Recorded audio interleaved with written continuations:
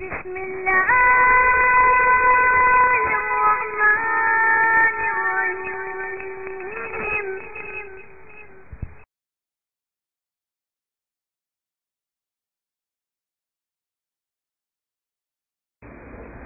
പ്രിയ സഹോദരങ്ങളെ, തിരുനബി സല്ലല്ലാഹു അലൈഹി വസല്ലമ തങ്ങളുടെ പിതൃപരമ്പര തുടങ്ങിയുള്ളൂ. മഹാനായ പിതാമഹൻ അബ്ദുൽ മുത്തലിബിനെ സംബന്ധിച്ചാണ് കഴിഞ്ഞ ആഴ്ച നാം ഏതാനും പരിചയപ്പെട്ടത്.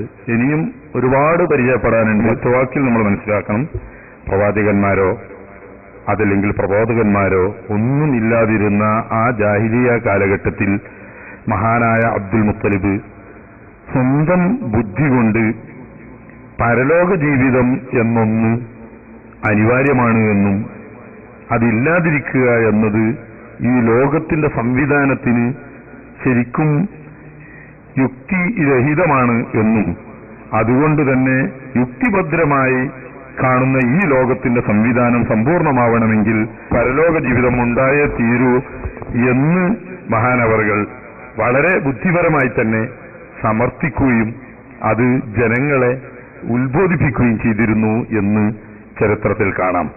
ഇത് ഒരു ഖുർആനിൽ എന്നോ മറ്റോ തിരുനബി തങ്ങളെ സംബന്ധിച്ചുള്ള ചരിത്രം പറഞ്ഞു വിവിധങ്ങളായ മാർഗത്തിൽ അദ്ദേഹത്തിന് അറിയാൻ കഴിഞ്ഞിട്ടുണ്ട്. പക്ഷെ ഇത് അങ്ങനെ എവിടുന്ന് പറഞ്ഞതല്ല. കാരണം ഈ ലോകത്ത് നടക്കുന്ന സംവിധാനം ഒരുപാട് അക്രമങ്ങളും അനീതികളും ഈ ലോകത്ത് നടമാടുന്നു. അതിന് ശരിയായ നിരക്കുള്ള ശിക്ഷാ നടപടി ഈ ലോകത്ത് നടക്കുക എന്നത് അസാധ്യമാണ്. മറുവശത്ത് ഒരുപാട് നന്മകളും പുണ്യങ്ങളും ഗുണങ്ങളും കാണാം. ഒരിക്കലും അതിന് അനുയോജ്യമായ പ്രതിഫലം ഇവിടെ അനുഭവിച്ചതായി കാണുന്നുമില്ല. അപ്പൊ ഈ രണ്ട് ഭാഗം കൊള്ള നോക്കിയാലും നന്മക്ക് അനുഗുണമായ നിലക്ക് പ്രതിഫലം ലഭിക്കാനും തിന്മക്ക് അർഹമായ ശിക്ഷ ലഭിക്കാനും ഈ ലോകം പര്യാപ്തമല്ല എന്നത് ബുദ്ധിപരമാണെന്നും അതുകൊണ്ട് തന്നെ അതിന് പര്യാപ്തമായ മറ്റൊരു ലോകം ഉണ്ടായേ തീരൂ എന്നും ഈ മരിച്ചുകൊണ്ടുള്ള പോക്ക് അങ്ങനെയുള്ള ഒരു ലോകത്തേക്കാണ് സംഭവിക്കുന്നത് എന്നും അദ്ദേഹം സ്വന്തം ബുദ്ധി കൊണ്ട് തന്നെ മനസ്സിലാക്കി ഉത്ബോധിപ്പിച്ചിരുന്നു എന്നതിന്റെ പുറമെ പലപ്പോഴും തന്റെ കുടുംബങ്ങളോടും സ്നേഹജനങ്ങളോടും അള്ളാഹുവിനെ തഖ്വാ ചെയ്യാൻ വേണ്ടിയും കുടുംബബന്ധം പുലർത്താൻ വേണ്ടിയും തന്റെ പിതാമഹന്മാരെ പോലെ തന്നെ അബ്ദുൽ മുത്തലിബും ഉപദേശിച്ചിരുന്നു എന്ന് കാണാം. ഇനിയും ഒരുപാട് ചരിത്രഭാഗങ്ങളുണ്ടെങ്കിലും ആ ഭാഗം നിർത്തുകയാണ്. ഈ അബ്ദുൽ മുത്തലിബിന്റെ പിതാവാണ് ചരിത്രത്തിൽ പ്രസിദ്ധനായ ഹാഷിം എന്ന സ്ഥാനപ്പേരിൽ അറിയപ്പെടുന്ന അംറുൽ ഉല. അബ്ദുൽ മുത്തലിബിന്റെ പേര് ഇപ്പോൾ എല്ലാവർക്കും ഓർമ്മ ഉണ്ടാവുമല്ലോ. എന്തായിരുന്നു? ഷൈബ അല്ലെങ്കിൽ ഷൈബത്തുൽ ഹംദ്. പൂർണ്ണമായിട്ട് പറയുമ്പോൾ ഷൈബത്തുൽ ഹംദ്, ഷൈബ എന്നാണ് പേര്. എന്നതുപോലെ ഹാഷിമിന്റെ പേര് അംറ് എന്നാണ്. അംറുൽ ഉല എന്നാണ് അറിയപ്പെടുക. സ്ഥാനപ്പേരുടി കൂട്ടിയിട്ട് അംറുൽ ഉല എന്നാണ് അറിയപ്പെടുക. അബ്ദുമനാഫിന്റെ 6 ആൺമക്കളിൽ രണ്ടാമനാണ് മഹാനായ ഹാഷിം. അബ്ദുമനാഫിന്റെ മൂത്ത മകൻ മുത്തലിബായിരുന്നു. അതാണ് കൂടുതൽ പ്രബലമായ അഭിപ്രായം. അതിന് തൊട്ടു താഴെ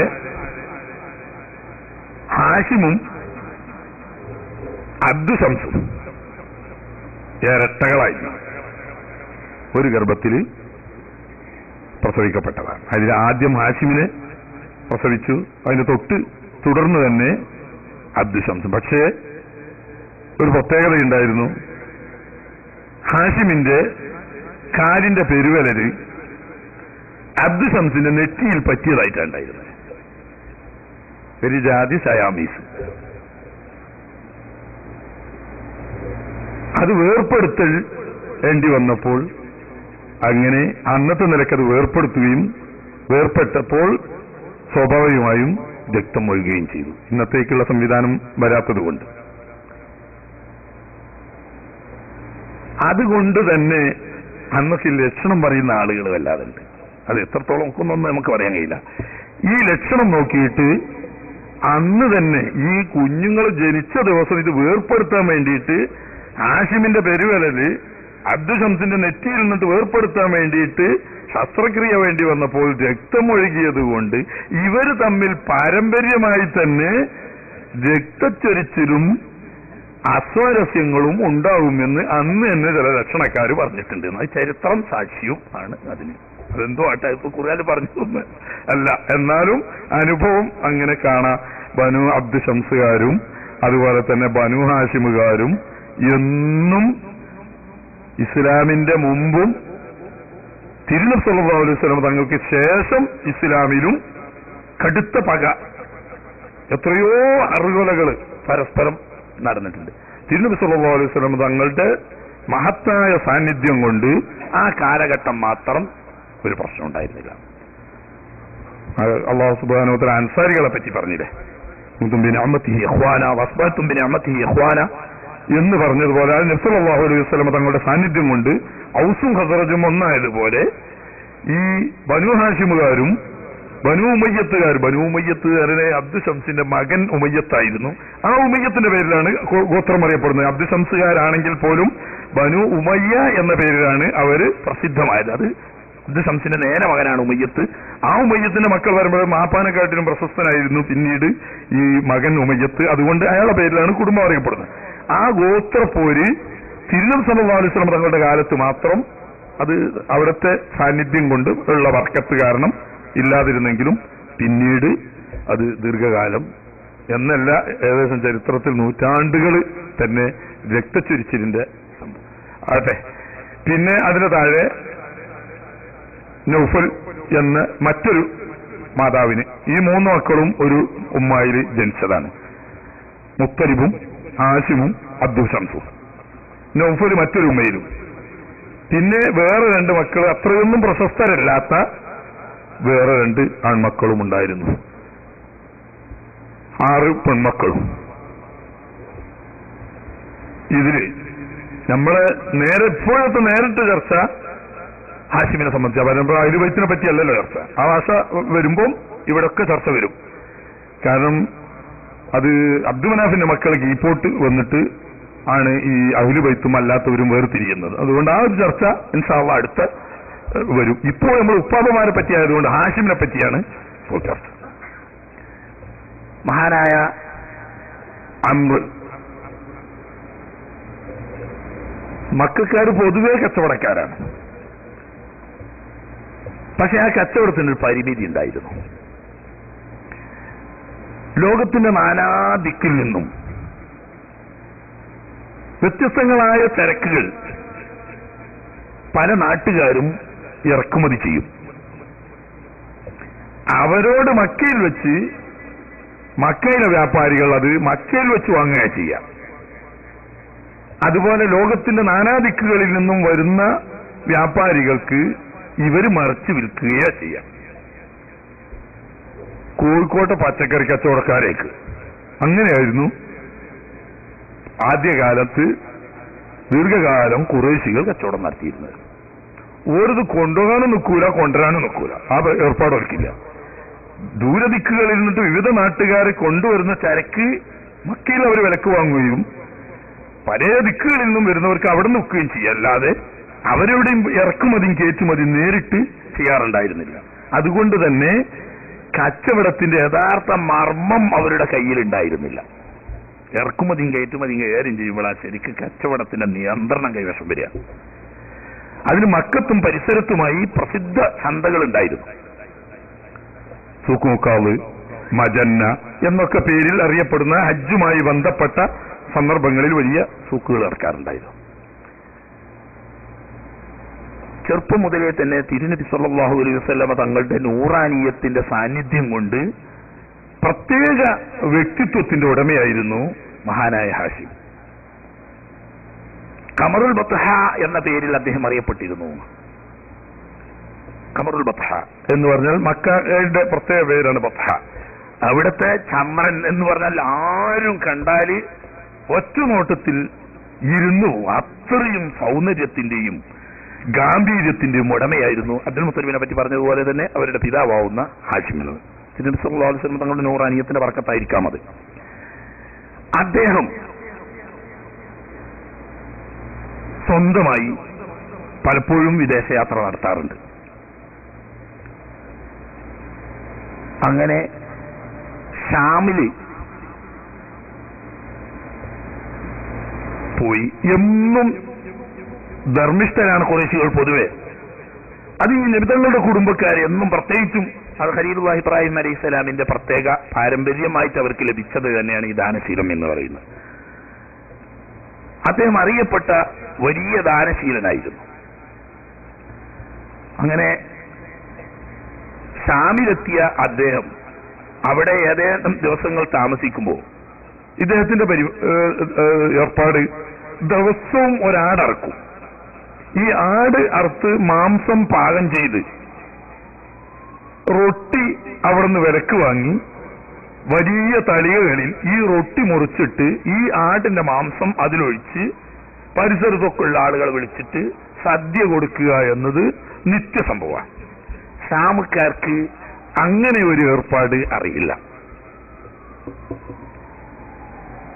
അവര് നമ്മളെ വടക്കര സൽക്കാരം പോലെ റൊട്ടിയില് ഇത് റൊട്ടി മുറിച്ചിട്ട് കറിയിൽ ഇങ്ങനെ, അതാണ് സംവിധാനം. അങ്ങനെയുള്ള അറിയാവുന്നുള്ളൂ ആർക്ക്, ഷാമക്കാർക്ക്. ആ ഷാമിന്റെ സംസ്കാരമാണോ സംശയമുണ്ട് എനിക്ക്. അങ്ങോട്ട് വടക്കോട്ട് പോയാൽ നല്ല കറിയൊക്കെ ഉണ്ടാവും. കറിയൊക്കെ ഉണ്ടെങ്കിലും ഈ റൊട്ടിയിലേക്ക് കറി ഒഴിക്കുന്ന ഏർപ്പാട് ഇപ്പോഴും ഇല്ല. ഇത് മുറിച്ചിട്ട് ഇതിൽ അങ്ങനെ ഏർപ്പാട്. ഇങ്ങനെ ഒരു പ്രത്യേക സംവിധാനത്തിൽ കുറെ ആളുകളെ അവിടെ യഥാർത്ഥത്തിൽ റോമാ ചക്രവർത്തിമാരുടെ തലസ്ഥാനത്തിന്റെ തൊട്ട് പരിസരത്ത് ഇങ്ങനെ ദിവസവും നടക്കുന്ന കണ്ടപ്പോ ആളുകൾ പലരും ഈ അത്ഭുത വാർത്ത ചക്രവർത്തിയുടെ തിരുമുമ്പിൽ ഉണർത്തുകയുണ്ടായി. മക്കക്കാരനായ ഒരു ഖുറൈശി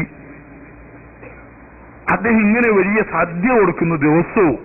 പക്ഷെ ആ സദ്യക്കുള്ള പ്രത്യേകത ഇതാണ്, ഇത് ഒന്നിച്ച് വലിയ തളികയിലാക്കിയിട്ട് ഈ റൊട്ടിയിൽ കറി, ആട് മാംസം അങ്ങനെ കറിയാക്കിയിട്ട് അതിലൊഴിച്ചിട്ട് ആളുകൾ ഒന്നിച്ച് കൂടെ ഇരുന്നിട്ട് ഭക്ഷണം കഴിക്കുന്നത് രാജാവിനും തന്നെ അത് വലിയ കൗതുകമായി തോന്നി. അങ്ങനെ രാജാവ് ഇദ്ദേഹത്തെ നേരിൽ വിളിപ്പിക്കുകയും കണ്ടപ്പോ ഇദ്ദേഹത്തിന്റെ വ്യക്തിത്വത്തിൽ നിന്നിട്ട് അവര് അഹ്ലി കിതാബുകളാണല്ലോ, അവര് മനസ്സിലാക്കി ഒരുപക്ഷെ ഇയാള് തന്നെ അതല്ലെങ്കിൽ ഇദ്ദേഹത്തിന്റെ മക്കളായും ഈ അവസാനം വരുന്ന പ്രവാചകൻ എന്ന് നസ്രാനിയായിരിക്കുന്ന റോമാ ചക്രവർത്തി മനസ്സിലാക്കി.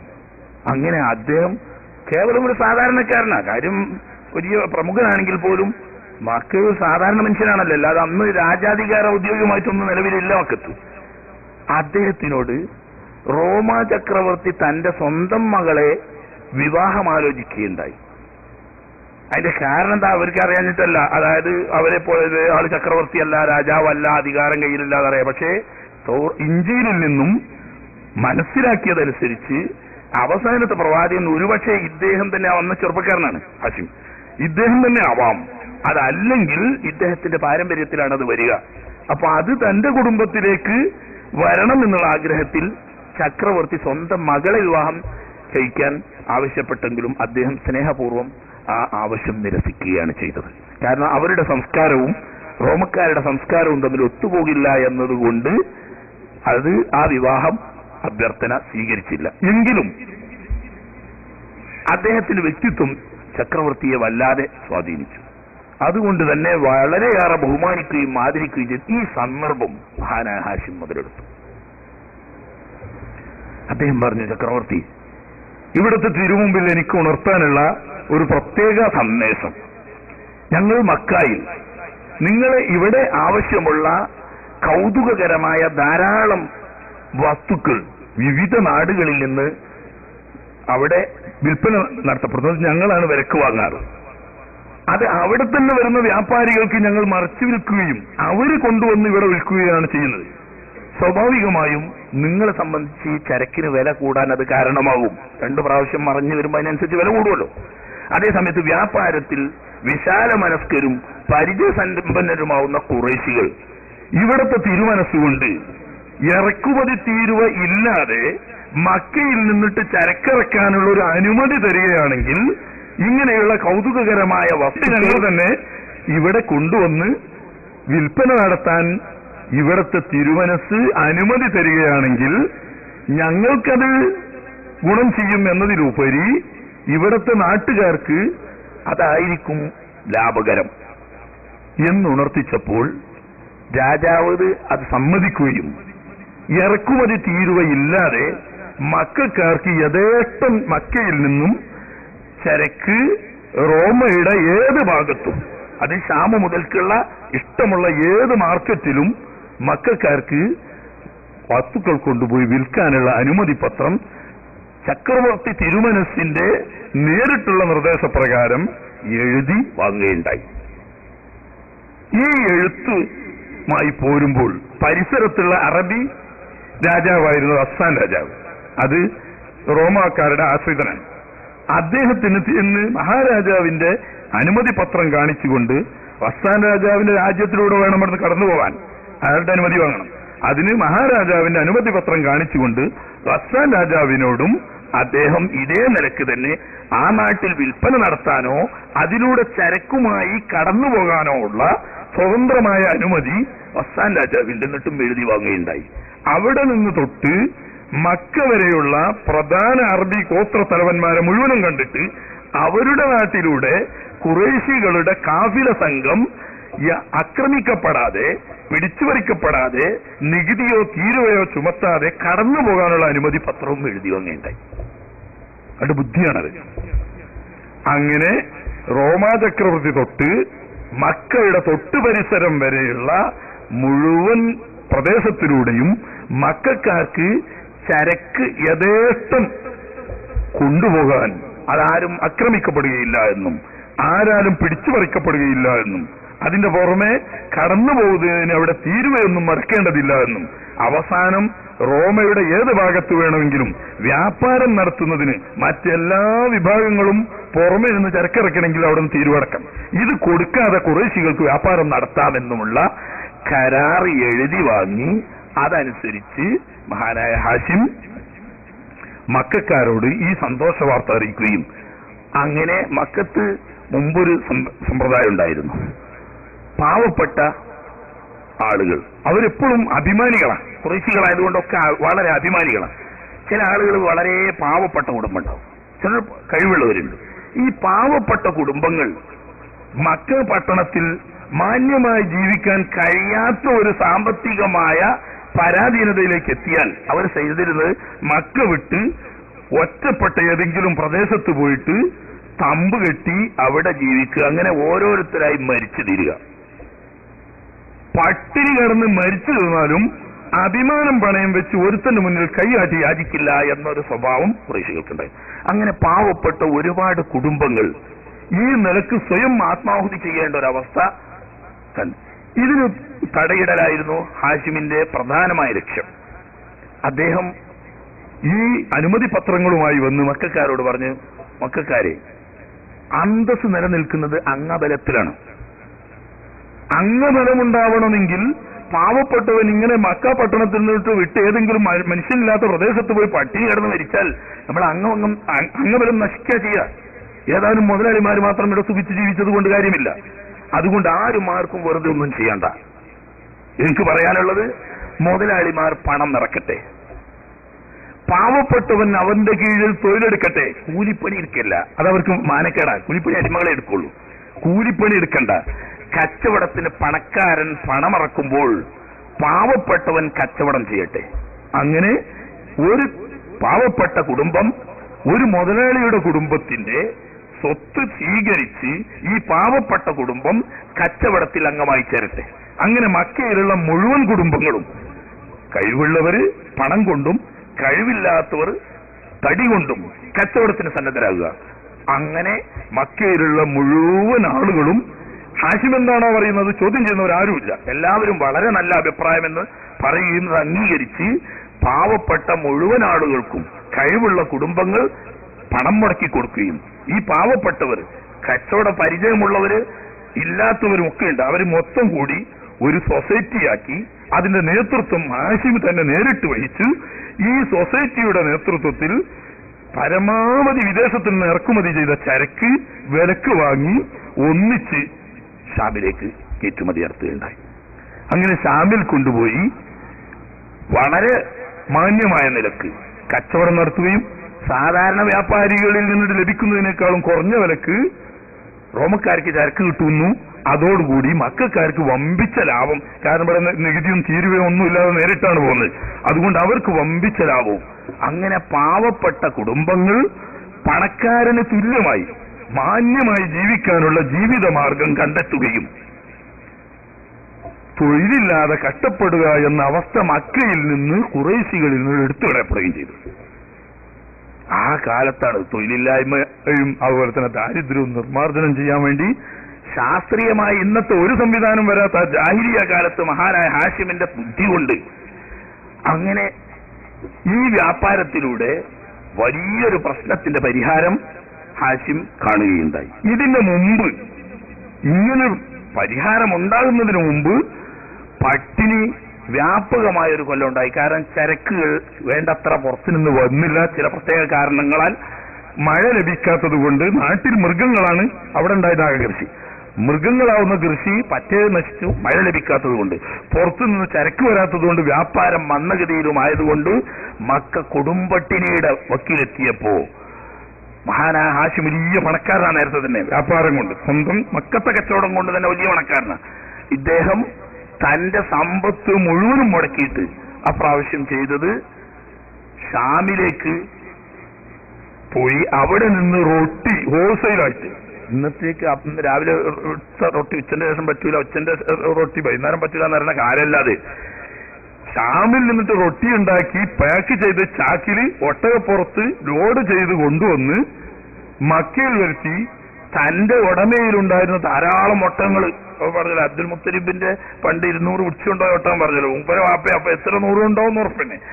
ഒട്ടകങ്ങളെ അറുത്ത് മാംസം പാകം ചെയ്ത് ഈ റൊട്ടിയും റോമിൽ നിന്നിട്ട് ഇറക്കുമതി ചെയ്ത റൊട്ടിയും ഈ മാംസവും കൂടി കലർത്തി മക്കയിലുള്ള മുഴുവൻ ആളുകൾക്കും ഈ ക്ഷാമത്തിന്റെ കാലഘട്ടം കഴിയുന്നതുവരെ സ്വന്തം ചെലവിൽ മക്കാരെ പോറ്റിയ മഹാനാണ് ഹാഷിം. അന്ന് വന്ന പേരാ ഹാഷിം, അല്ലാതെ ഉമ്മി വാപ്പയിട്ട പേരല്ല.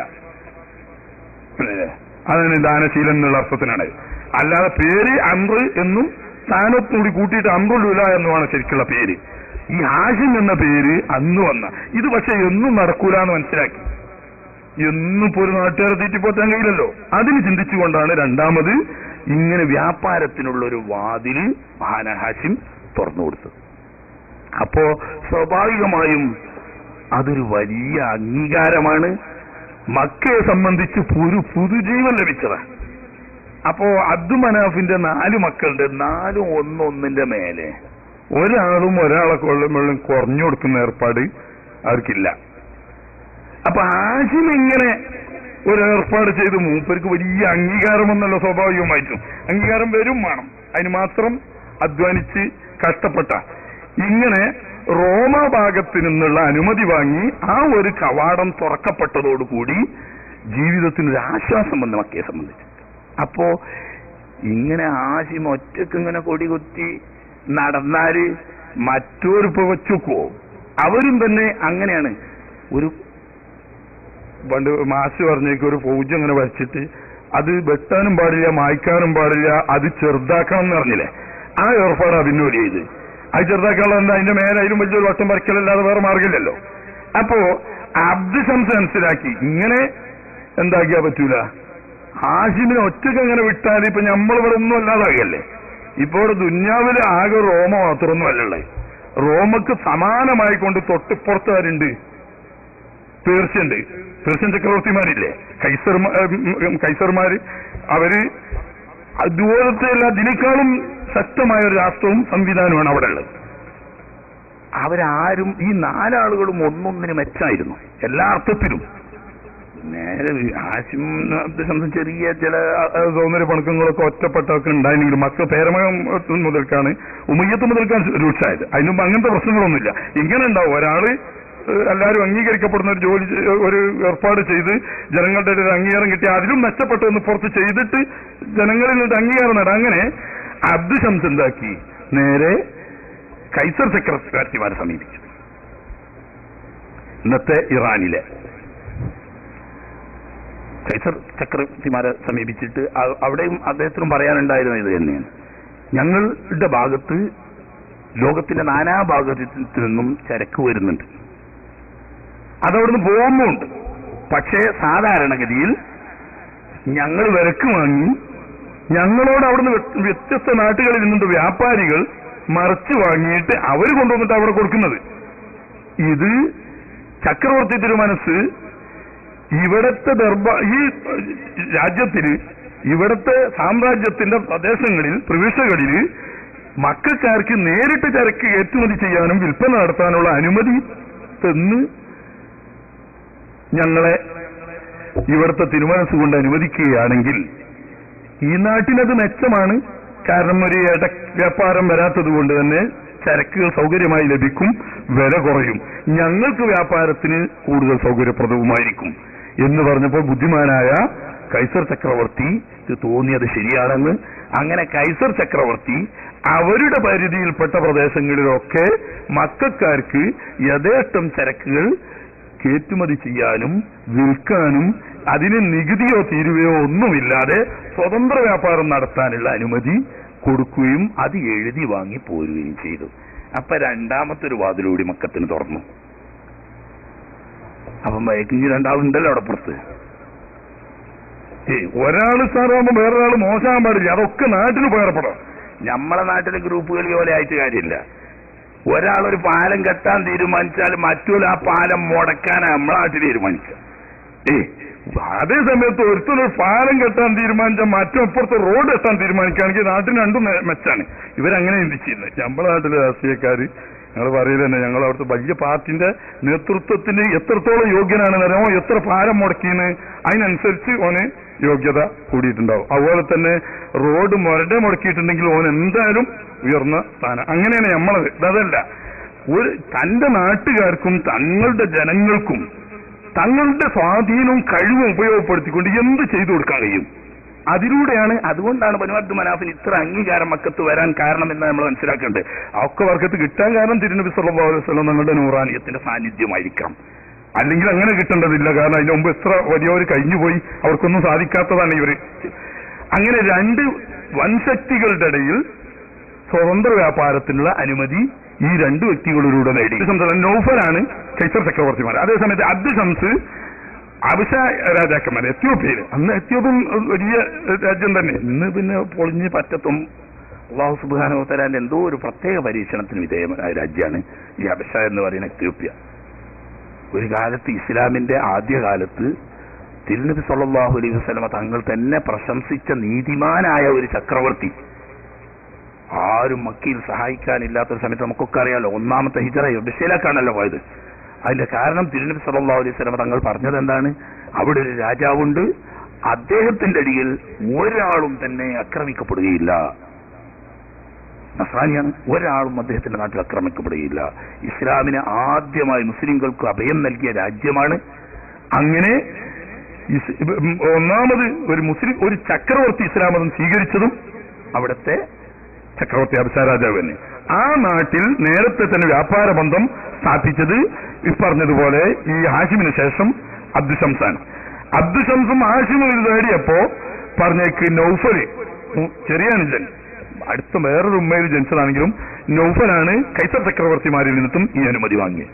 അപ്പൊ ഇനി മൂത്ത ദേശന ഉണ്ടല്ലോ, മുപ്പരിപ്പ് ഓർമ്മിക്കാൻ പറ്റൂലല്ലോ. മൂത്ത ദേശനാരാ? മുത്തലിബ്. മുത്തലിബ് മൂത്തതാണെന്നാണ് മറ്റേ റഹ്മത്തുൽ ആലമീനൊക്കെ പറയുന്നത്. അഭിപ്രായ വ്യത്യാസങ്ങളുണ്ട്, പക്ഷെ അങ്ങനെ തന്നെയാണ് കൂടുതലും മനസ്സിലാവുന്നത്. മുത്തലിബ് ആണ് അന്ന് ഹെമ്യർ ചക്രവർത്തിമാർ ഉൾക്കൊള്ളുന്ന യമൻ പ്രദേശത്തേക്കുള്ള കച്ചവട അനുമതി. അങ്ങനെ 4 ഭാഗത്തേക്കുള്ള വാതിൽ തുറന്നു. യമനിലേക്ക് യഥേഷ്ടം ചരക്ക് കൊണ്ടുപോകാനും അവിടുന്ന് വാങ്ങാനും അവിടെ വ്യാപാരം നടത്താനും തീരുവയും നികുതിയും ഒന്നുമില്ലാതെ സ്വതന്ത്ര വ്യാപാരം നടത്താനുള്ള അനുമതി അവിടുന്ന് മുത്തലിബ് വാങ്ങുമ്പോ കൈസർ ചക്രവർത്തിമാരുടെ പരിധിയിൽപ്പെട്ട പ്രദേശത്ത് വ്യാപാരം നടത്താനും അവിടത്തേക്ക് ചരക്ക് കൊണ്ടുപോകാനും ആവശ്യമുള്ളത് വാങ്ങിപ്പോരാനും നികുതിയോ മറ്റോ ഒന്നും ഇല്ലാതെ തന്നെ നടത്താൻ നൗഫല് കൈസർമാരിൽ നിന്നിട്ടും അബ്ദു ശംസ് ഹബഷ ചക്രവർത്തിയിൽ നിന്നും മഹാനായ ഹാഷിം റോമാ ചക്രവർത്തിമാരിൽ നിന്നും ഈ സ്വതന്ത്രമായ വ്യാപാരം തഴച്ചു വളരുകയും കച്ചവടത്തിന്റെ കടിഞ്ഞാണ് പൂർണ്ണമായും ഖുറൈശികളുടെ കൈരങ്ങളിൽ അർപ്പിതമാവുകയും ചെയ്തു.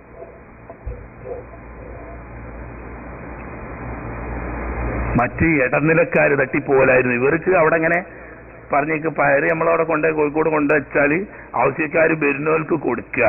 ചിലപ്പോ 10 റുപ്യക്ക് കിലോ വിൽക്കും, ചില 5 റുപ്യക്ക് വിൽക്കും, ചിലപ്പോ 15 വിൽക്കും. ഒരു കെട്ട് വയറിൽ തന്നെ പൊക്കി വിറ്റൊക്കെ. എന്നിട്ട് ഓരിങ്ങനെ എഴുതി വെക്കുക. എഴുതി വെച്ചിട്ട് എത്ര ആകെ കിട്ടിയ കണക്ക് ടോട്ടൽ ചെയ്തിട്ട് പയറിന്റെ മുതലാളിക്ക് പൈസ കൊടുക്കും. ഓര് നിശ്ചയിച്ചൊരു കമ്മീഷൻ ഉണ്ടോ, ആ കമ്മീഷൻ മാത്രമാണ് ഈ കച്ചവടക്കാരനുള്ളത്. ആ ഏർപ്പാട് ഇനി ആദ്യം. അതുകൊണ്ട് കരകയറാൻ കഴിയൂല. അതിങ്ങനെ നടന്നു പോകും ഏർപ്പാടിനേ ഉള്ളൂ. അതേസമയത്ത് നേരിട്ട് ഈ പശ്ചിമേഷ്യയുടെ മുഴുവൻ വ്യാപാരങ്ങളുടെയും നിയന്ത്രണം തന്നെ ഖുറൈശികളുടെ കയ്യിൽ വന്നു. ഇതിനെ പരാമർശിച്ചുകൊണ്ടാണ് അല്ലാഹു സുബ്ഹാനഹു വ തആല ഈലാഫി ഖുറൈശിൻ ഈലാഫിഹിം റിഹ്ലത ശിത്താഇ വസ്സൈഫ് എന്ന് പറയുന്ന അല്ലാഹു സുബ്ഹാനഹു വ തആല ഉഷ്ണകാലത്തും ശൈത്യകാലത്തും വ്യത്യസ്ത ദിശകളിലേക്ക് കച്ചവടം നടത്താൻ വ്യാപാരാവശ്യാർത്ഥം പോവുകയും വരികയും ചെയ്യുന്ന സ്വതന്ത്രമായി ഒരാളെയും പേടിക്കേണ്ട, കൊള്ളയില്ല, അക്രമമില്ല, പിടിച്ചുപറിയില്ല, നികുതി കൊടുക്കണ്ട, അതുപോലെ തന്നെ ഇറക്കുമതിക്കോ കയറ്റുമതിക്കോ വിട്ടുകടന്നു പോകുന്നതിനോ യാതൊരു നിരക്കുള്ള തീരുവയോ ഒന്നുമില്ലാതെ സ്വതന്ത്രമായി കച്ചവടം ലോകത്ത് വേറെ ഒരു ഗോത്രത്തിനും ഒരു നാട്ടിലും ഇല്ലാത്തൊരു അനുമതിയായിരുന്നു അത്. ഖുറൈശികൾക്ക് മാത്രം അല്ലാഹു സുബ്ഹാനഹു വ തആല കൊടുത്ത ഒരു പ്രത്യേക അനുഗ്രഹമായിരുന്നു. ഈ അനുഗ്രഹം അല്ലാഹു തആല കൊടുത്തത് ഈ 4 ആളുകളിലൂടെയാണ്. അതിന് പിന്നെ ചില കാരണങ്ങളൂടെ ഉണ്ട്. ആദ്യകാലത്തൊക്കെ ഇവർ പുറത്തു പോവുകയാണെങ്കിൽ ഹറമിന്റെ അഹലുകാരാണെന്ന് വരുത്താൻ വേണ്ടിയിട്ട് ഹറമിന് ഏതെങ്കിലും ഒരു കല്ല് കയ്യിലെടുക്കും. അല്ല, ഹറമിൽ ഉണ്ടാകുമ്പോഴുള്ള സുരക്ഷ എന്ന് നടക്കാൻ വേണ്ടി ഹറമിന് എന്തെങ്കിലും ഒരു കല്ല് കയ്യിൽ വെക്കും. എന്നിട്ട് ഇവർ എവിടെയെങ്കിലും ഇറങ്ങിയാൽ എന്താക്കും, അതിലൊരു പ്രധാനപ്പെട്ട ഒരു സ്ഥലത്ത് ഈ കല്ല് പ്രതിഷ്ഠിച്ചിട്ട് കാബ തവാഫ് ചെയ്യുമ്പോൾ അതിനെ തവാഫ് ചെയ്യും. ഇങ്ങനെ അതുപോലെ തന്നെ ഹറമിന്റെ അയലുകാരാണെന്ന് മനസ്സിലാക്കാൻ വേണ്ടി ഹറമിലുള്ള ഏതെങ്കിലും മരത്തിന്റെ ഇലയോ കൊമ്പോ മുറിച്ചെടുത്തിട്ട് ശരീരത്തിലെല്ലാവരും കാണുന്ന സ്ഥലത്ത് വെച്ചിട്ടു. എന്തിനാ? ഇവര് ഹറമിന്റെ അയലുകാരാണ്, അതുകൊണ്ട് ഇവരെ ആക്രമിക്കാൻ പാടില്ല എന്ന് വരുത്താൻ വേണ്ടി. ഈ വിശ്വാസം അരക്കൊട്ടുറപ്പിച്ച് ഹറമിന്റെ അയലുകാര് അള്ളാന്റെ സ്വന്തം ആളുകളാണെന്നും അവരെ കാര്യം വേറൊരാൾ ഏൽപ്പിക്കാതെ അള്ളാഹു തആല നേരിട്ടാണ് കൈകാര്യം ചെയ്യുന്നത് എന്നും ലോകത്ത് മൊത്തം പ്രചരിച്ചതാണ്. കഴിഞ്ഞ പ്രാവശ്യം നമ്മൾ പറഞ്ഞു, കഴിഞ്ഞല്ല അതിനും മൊത്തം പ്രാവശ്യം പറഞ്ഞ് അബ്രഹത്തിന്റെ ആനക്കലഹ സംഭവം. അതോടുകൂടി മക്കാര് പ്രത്യേകിച്ച് ഖുറൈശികൾ എന്ന് പറഞ്ഞാൽ അള്ളാന്റെ സ്വന്തം അയലുകാരാണ് എന്നാണ്. കാരണം എന്താ, അബ്രഹത്തും കൂട്ടരും ആനപ്പടയായിട്ട് വന്നിട്ട് ഒരാൾ ഒരു അമ്പും വില്ലും ഒടുക്കിയ ഒരു വാളോ ആയുധം എടുക്കാതെ അള്ളാഹു സുബ്ഹാനഹു വ തആല നേരിട്ട് നശിപ്പിച്ചില്ലേ, അത് മൊത്തം പ്രചരിച്ചു. അപ്പൊ ഖുറൈശികള് അള്ളാന്റെ സ്വന്തം ആൾക്കാരാണെന്നും അവരെന്തെങ്കിലും ചെയ്താൽ അള്ളാഹു തആല നേരിട്ട് കൈകാര്യം ചെയ്യുന്നുള്ള ഒരു ധാരണ വന്നു ജനങ്ങളുടെ ഇടയിൽ. സാമ്പത്തികമായി നേരത്തെ ഈ കരാറിലൂടെ വലിയ നേട്ടം ഉണ്ടാക്കി. അങ്ങനെ ധർമ്മിഷ്ഠനായ നാട്ടിലായാലും വിദേശത്തായാലും ജനങ്ങളെ സ്നേഹിക്കുകയും ജനങ്ങൾക്ക് വേണ്ടി ജീവിതം തന്നെ ഒഴിഞ്ഞുവെക്കുകയും ചെയ്ത ഒരു മഹാനേതാവായിരുന്നു ഹാഷിം. പക്ഷേ വളരെ കുറച്ചു കാലമേ മഹാനവർകൾ ജീവിച്ചിട്ടുള്ളൂ. ഇത്ര പ്രശസ്തനായ, എത്രയ്ക്ക് യോഗ്യനായ, എത്രയ്ക്ക് പ്രഗത്ഭനായ ഒരു മനുഷ്യൻ കൂടുതൽ പറഞ്ഞ ചരിത്രകാരന്മാർ പറയും 35-ാമത്തെ വയസ്സിലാണ് ചെയ്ത. ബാക്കിയുള്ളവരൊക്കെ എനിക്ക് കീഴാ തൊട്ടിലാ പറഞ്ഞു. പക്ഷെ 6 ഭാര്യമാരിലായിട്ട് 12 മക്കളുണ്ടായിരുന്നു. 6 ആൺകുട്ടികളും 6 പെൺകുട്ടികളും.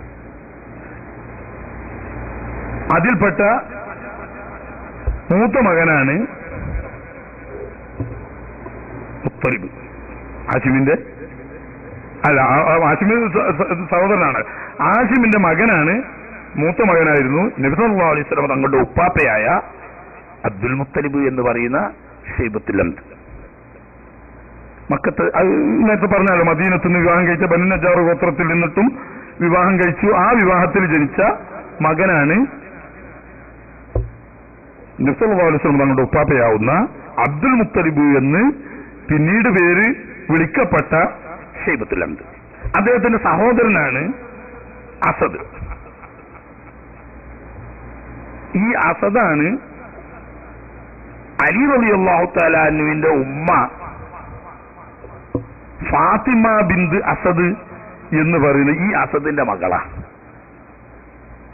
അബ്ദുൽ മുത്തലിബിന്റെ അനുജൻ അസദിന്റെ മകൾ ഫാത്തിമയെയാണ് അബ്ദുൽ മുത്തലിബിന്റെ മകൻ അബൂ ത്വാലിബ് കല്യാണം കഴിച്ചത്. ഈ ഫാത്തിമയാണ് അലി റളിയല്ലാഹു തആല അൻഹു ഉൾപ്പെടെയുള്ള അബൂ ത്വാലിബിന്റെ മക്കളുടെ ഉമ്മ. അത് വേറെ അഹ്ലുബൈത്തിനെ പറ്റി പറയുമ്പോൾ വിശദീകരിക്കണം. എന്നാലും ഒരു രസമുള്ള ഏർപ്പാടാണ്. ഓരോ മക്കൾക്കിടയിൽ 30 വയസ്സ് വ്യത്യാസം. 10 വയസ്സ് ഒരു മകനും അടുത്ത മകനും തമ്മിൽ. അലി ഇബ്നു അബീ ത്വാലിബിന്റെ രസന്മാരൊക്കെ നോക്കിയാൽ കാണാം. അതിൽ ചെറിയ മകനാണ് അലി റളിയല്ലാഹു തആല. അത് മേപ്പെട്ട് നോക്കിയാൽ ഒക്കെ 30 വയസ്സ് ഓരോരുത്തർക്ക് വ്യത്യാസം. ഈ ഇവരുടെ ഒക്കെ ഉമ്മയാണ് നബി സല്ലല്ലാഹു അലൈഹി വസല്ലം തങ്ങളുടെ പോറ്റുമ്മയും നബി സല്ലല്ലാഹു അലൈഹി വസല്ലം തങ്ങൾ ഏറെ ബഹുമാനിക്കുകയും സ്നേഹിക്കുകയും ചെയ്തിരുന്ന ഫാത്തിമ ബിന്ത് അസദ്. അതുകൊണ്ട് അലി ഇബ്നു അബീ ത്വാലിബ് റളിയല്ലാഹു തആല അൻഹുവിന് ഒരു പ്രത്യേകത, ഉമ്മയും ബാപ്പയും രണ്ടും ബനു ഹാശിം ഗോത്രക്കാരാണെന്ന്. അഞ്ഞ അഹ്ലുബൈത്തിന്റെ പ്രത്യേകതയിൽ ഇൻഷാ അല്ലാഹ് വിശദമായി ഉമ്മയും ബാപ്പയും ബനു ഹാശിം, എന്നാൽ ഹാശിമിന്റെ 2 മക്കളിലൂടെയാണ് ഇവർ വരുന്നത് എന്നുള്ള ആട്ടെ.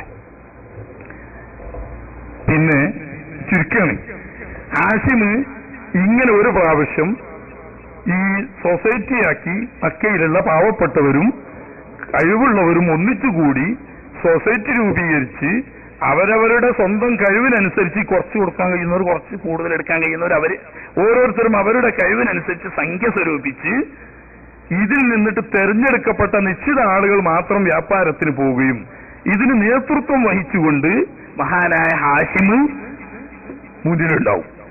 എന്തിനാ? പോകുന്ന സമയത്ത് ഗോത്രത്തലവന്മാരെയൊക്കെയായിട്ടുള്ള ബന്ധം പുതുക്കണം.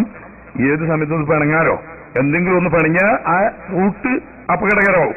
അപ്പൊ അങ്ങനെ കൂടെ പോയി ഒരു പ്രാവശ്യം ഫലസ്തീനിലെ ഗസയിലെത്തിയ സമയത്താണ് അധികം പ്രായമായിട്ടില്ല ചെറുപ്പക്കാരനായിരുന്ന ഹാഷിം ഗസയിൽ വെച്ച് രോഗബാധിതനാവുകയും അവിടെ അദ്ദേഹം മരണപ്പെടുകയും അവിടെ തന്നെ മറമാടപ്പെടുകയും ചെയ്തു. ഇന്ന് യഹൂദികളാൽ പാവപ്പെട്ട ഫലസ്തീനുകൾ അറുകൊല ചെയ്തു പെട്ടുകൊണ്ടിരിക്കുന്ന ആ പ്രദേശത്താണ് മഹാനായ ഹാഷിം അന്ത്യവിശ്രമം കൊണ്ട് അല്ലാഹു സുബ്ഹാനഹു വ തആല പാവപ്പെട്ട സഹോദരന്മാരെ അല്ലാഹു തആല സലാമത്താക്കുമാറാകട്ടെ. അവരുടെ ശത്രുക്കളിൽ നിന്നിട്ട് അല്ലാഹു തആല അവരെ രക്ഷപ്പെടുത്തുമാറാകട്ടെ. അതിപ്പോ വേറൊരു വിഷയമാണ്. അത് പറയാൻ ആരാ ശത്രുക്കൾ എന്ന് ചോദിച്ചാൽ നമ്മളാ ശത്രുക്കൾ, അവരൊന്നുമല്ല. അത് വേറൊരു വിഷയമാണ്. അത് അധികം ഉറക്കെ തുറന്ന് പറയാനും കൂടി പറ്റാത്ത ഒരവസ്ഥ. യഹൂദികളെ നിങ്ങൾ വെറുതെ കുറ്റം പറയണ്ട. യഹൂദി അതിനായിട്ട് അല്ലാഹു തആല പഠിച്ച ആദ്യ അവർ ഏതായാലും ഇതിന്റെ ആളുകളാണ്. യഹൂദികളെക്കാൾ കൂടുതൽ മോശമായിട്ടാണ് മുസ്ലിം ഉമ്മത്ത് അവരോട് പെരുമാറുന്നത് എന്ന ദുഃഖ സത്യമാണ്. ഒരിറ്റ് വെള്ളം കിട്ടാതെ, ഒരു പിടി ഭക്ഷണം കിട്ടാതെ, ഈ ഗ്യാസ് ചാമ്പറിൽ എന്നതുപോലെ തിങ്ങി വിങ്ങി മരിച്ചുകൊണ്ടിരിക്കുന്ന സമയത്ത് തൊട്ട അയൽവക്കത്തിരിക്കുന്ന മുസ്ലിം രാജ്യങ്ങൾ ഒരു വാതിൽ വെറുതെ തുറന്നു കൊടുത്ത് അവർക്ക് ജീവൻ രക്ഷിക്കാം. വേണ്ട, യഹൂദികളും നസാറാക്കളുമാവുന്ന ലോകത്തുള്ള മുശ്രിക്കുകൾ മരുന്നും ഉടുവസ്ത്രവും ഭക്ഷണവും വാങ്ങി തയ്യാർ ചെയ്ത് അത് കൊണ്ടുപോകാനുള്ള കണ്ടെയ്നറി വണ്ടികൾ കടത്തിവിടാതെ ബ്ലോക്കാക്കി അതിർത്തിയിൽ തടഞ്ഞിട്ടിരിക്കുന്നത് യഹൂദി നസ്രാനി അല്ല. അറിയാവുന്നത്. പിന്നെ എങ്ങനെ നമ്മൾ യഹൂദികളെ ആക്ഷേപിക്കുക? യഹൂദികളെ എങ്ങനെ നമ്മൾ ആക്ഷേപിക്കും? നിങ്ങൾ ചിന്തിക്ക്. യഹൂദി ഏതായാലും ഖുർആന്റെ പ്രഖ്യാപിത ഒന്നാമത്തെ ശത്രു. തന്നെ അസദ്ദന്നാസി അദാവത്തൻ ലില്ലദീന ആമനുൽ യഹൂദ്. അല്ലാഹു തആല ഖുർആനിൽ ഒറ്റടിക്ക് പറഞ്ഞ മുസ്ലിം സമുദായത്തിന് ഒന്നാം ശത്രുവായി യഹൂദിയായിരിക്കും എന്ന് ഖുർആൻ വെട്ടി തുറന്ന് പ്രഖ്യാപിച്ചതാ. പ്രഖ്യാപിത ഒന്നാം ശത്രുവാ. അവൻ പിന്നെ അങ്ങനെ പെരുമാറൂ. അതേസമയത്ത് സ്വന്തം രക്തം വേറൊന്നും വേണ്ട, അവരോടൊന്നിച്ച് യുദ്ധം ചെയ്യണ്ട, അവരെ ആയുധം കൊടുത്ത് സഹായിക്കണ്ട, ഒന്നും വേണ്ട. ഒരിറക്ക് വെള്ളം കുടിക്കാനില്ലാതെ, കറണ്ടില്ല, പെട്രോളില്ല, ഗ്യാസില്ല, അങ്ങനെ ജീവിതത്തിന്റെ അടിസ്ഥാന സൗകര്യങ്ങളെല്ലാം മുടക്കി 4 ഭാഗവും അടച്ചുകെട്ടി, 3 ഭാഗം അടച്ചുകെട്ടി, ഒരു ഭാഗത്ത് സൈന്യം മണി നിറന്ന് ഈ എലിക്കണിയിൽ കുടുങ്ങിയതുപോലെ നിൽക്കുന്ന ആ പാവപ്പെട്ടവന് ഈ വെറുതെ ജീവൻ രക്ഷിക്കാൻ വേണ്ടി നിങ്ങൾ ഇങ്ങനെ പോകുന്നോളൂ, ഇവിടെ നിന്നൊന്നും ഇവിടെ ഉപദ്രവമൊന്നും ചെയ്യരുത്, നിങ്ങൾ അഭയാർത്ഥികളായി ഇവിടെ നിന്നോളൂ, നിങ്ങൾക്ക് കഞ്ഞും വെള്ളവും ഞങ്ങൾ തരാം എന്ന് പറഞ്ഞാൽ ആരും എതിർക്കൂല. പക്ഷേ അത് തരാതെ അടച്ചിട്ടിരിക്കുന്നത് ഈ സമുദായത്തിന്റെ പേര് പറയുന്ന മുസ്ലിം ഉമ്മത്താണ്. മനസ്സിലാക്കണം. ഇങ്ങനെ പിന്നെ നമ്മൾ ശത്രുവിനെ ആക്ഷേപിക്കാം. അല്ലാഹു സുബ്ഹാനഹു വ തആല എല്ലാവർക്കും നല്ലതിനുള്ള തൗഫീഖ് നൽകുമാറാകട്ടെ. ഇത്രേ പറയാൻ കഴിയുള്ള ഭാഗത്ത് കൂടുതൽ നമ്മൾ ആടല്ലാതെ ഇവർ പിന്നെ ഒന്നുമില്ലെങ്കിൽ സാമ്പത്തികമായി തന്നെയെങ്കിലും സഹായിക്കാൻ കുറെയൊക്കെ ശ്രമിക്കുന്നുണ്ട്. ആട്ടെ, അങ്ങനെ ഹാഷിമ് ആണല്ലോ ഇപ്പൊ നമ്മളെ ചരിത്ര പുരുഷൻ. അദ്ദേഹത്തിന്റെ വാപ്പ ആരാ? അബ്ദു മനാഫ്. മുഗീറ എന്ന പേരിൽ അറിയപ്പെടുന്ന മഹാനാണ് പിൽക്കാലത്ത് അബ്ദു മനാഫ് എന്നറിയപ്പെട്ടത്. അത് കണ്ടുകൊണ്ട് ചില സാധു മിസ്കിന്മാര് അബ്ദു മനാഫ് എന്ന് മക്കൾക്ക് പേരിട്ടിക്ക.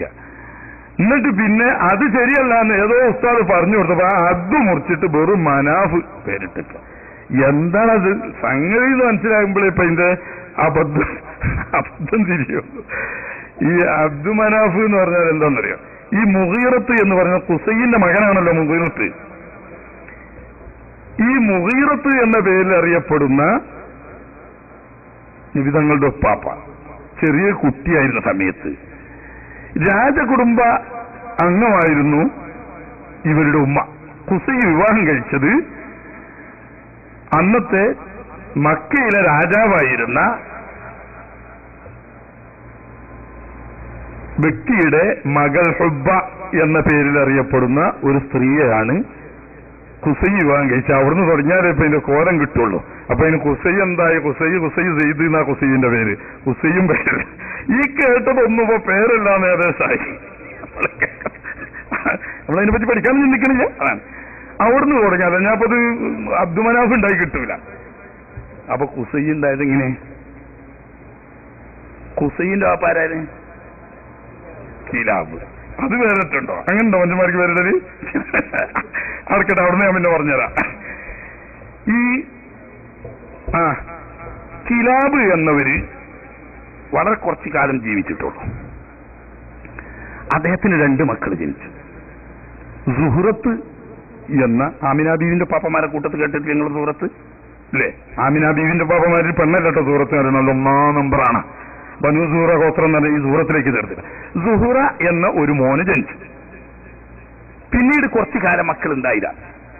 ഇക്കുട്ടി പറഞ്ഞേക്ക് ഏകദേശം ഒരു 10 വയസ്സൊക്കെ കഴിഞ്ഞതിന് ശേഷം, 10 അല്ല ഏകദേശം പ്രായപൂർത്തിയുടെ സമയത്തിന് അതിന്റെ ശേഷമാണ് പിന്നെ കിലാബ് എന്നവർക്ക് 2ാമത്തെ കുട്ടി ജനിക്കുന്നത്. ഈ കുട്ടിക്ക് സെയ്ദ് എന്നും പേരിട്ട്. കുട്ടിക്ക് സെയ്ദ് എന്ന് പേരിട്ട്. ഞാൻ പഠിച്ചൂടെ അതാ അവളാള്. ഈ സെയ്ദ് എന്ന് പേരിട്ട്. പക്ഷെ സെയ്ദ് ജനിച്ച് ഏതാനും മാസങ്ങൾക്കകം കിലാബ് മരണപ്പെട്ടു. ഇപ്പൊ ഉമ്മ ചെറുപ്പക്കാരിയാണ്, 2 കുട്ടികളുണ്ട്.